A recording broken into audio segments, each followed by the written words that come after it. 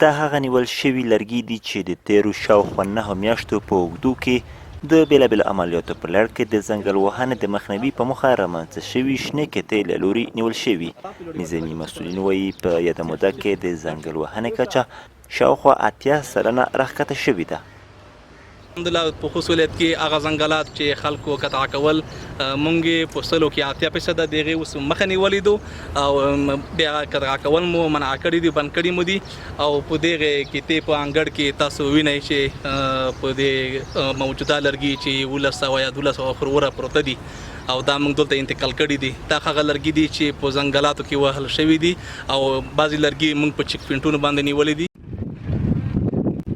بلخوا د غرنیو سیمو ځایي اوسیدونکي وایي په سیمو کې د ورته د بدیل معیشت پروژې پلي شي څو د ژوند اقتصادي چارې له همدغو پروژو پوره کړي.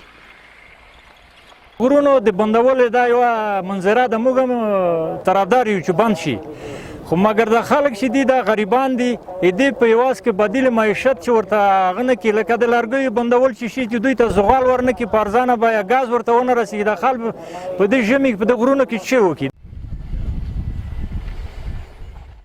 هممهال بیا د کرنې ریاست مسؤلین وایي چې په غرنیو سیمو کې د بدیل معیشت پروژو په لړ کې ګټورې پروژې پلي کړي او ګڼې نورې به یې تطبیق شي.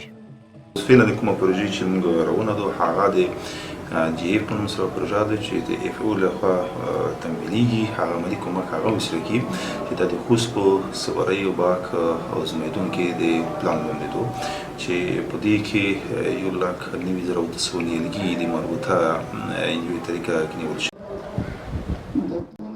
تیرو لسیزو جګړو له امله په خوست ولایت کې هم ګڼ شمېر ځنګلونه له منځه تللي دي، خو لا هم په ځینو سیمو کې ځنګلونه په خپل حال دي.